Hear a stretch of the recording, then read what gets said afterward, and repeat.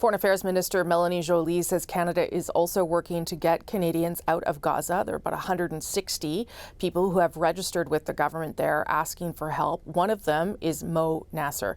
I spoke to him yesterday about what it's like in Gaza right now and his attempts to leave. Moe Nasser, thank you for joining us. Let me start by just asking you how you're doing. I understand you're in Khan Yunis, that's a city in southern Gaza.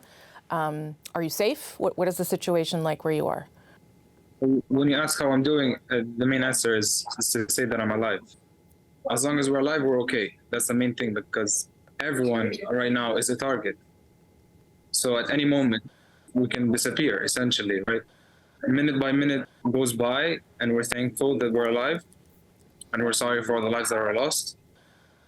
And currently, I'm in a different place in Khan Yunis. I was in another place in Khan Yunis yesterday, and I moved today here with a goal to go to the Gaza border. Mm-hmm. However, we were told to get back as for some reason it was closed.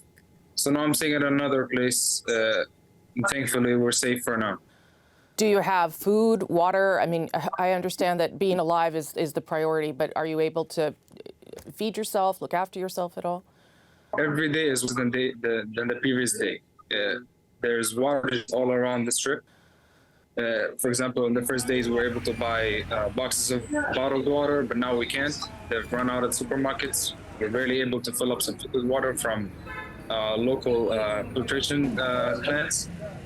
When it comes to food, that's also running out. I mean, ever since the first day, they declared a siege on the Gaza Strip. So that means no food, no water, no fuel in the Gaza Strip. We're also running out of fuel. Right now, all gas stations don't have fuel for us to fill up our cars. So I don't know how people are supposed to be moving as they request us to.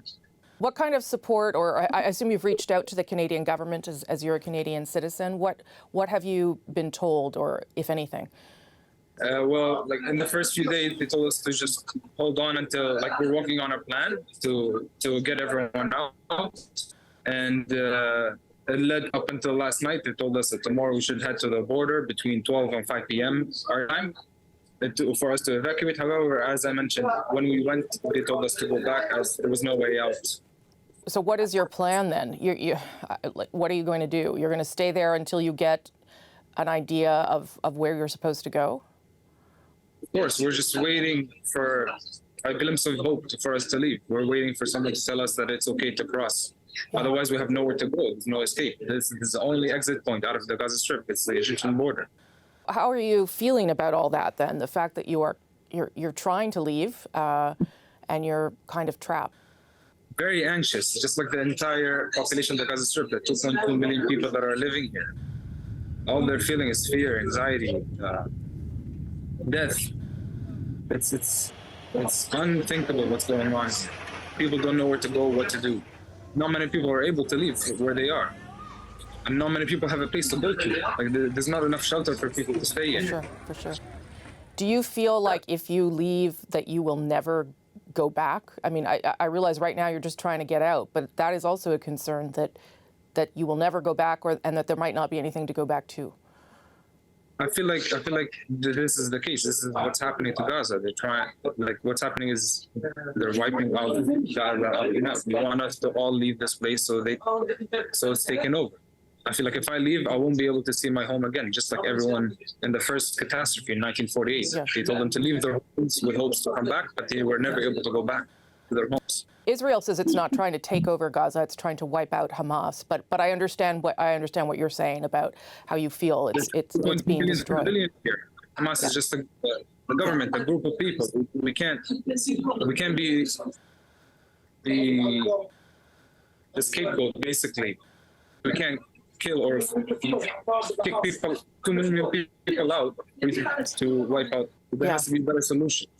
Mo, if you get out, because that's the first priority, you would then want to come back to Canada where you have family. Is that your plan? Of course, yes. I hope so. Yeah. I hope to see my family again. I don't know how to ask this. Or do you feel hopeful? You say you feel anxious, but do you feel like someone's going to hear what you're saying and help you get out of there? There's no hope. I mean, I don't know what to do, honestly. We don't have any glimpse of hope. Like, we did today, and we were still anxious.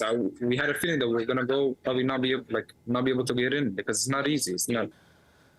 The people are like, I'm in a house right now, where the family's staying with, just received news that 10 of their family members, their house got bombed on top of them while they're still inside.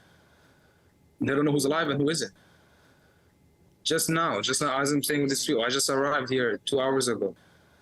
So, like, there's no hope. Like, the end could be at any time for anyone. Okay, Mo, will you keep us posted on how you're doing and whether you get out? And we will bring up your story to the Minister of Foreign Affairs, who we're going to talk to shortly. So thank you for that. No problem.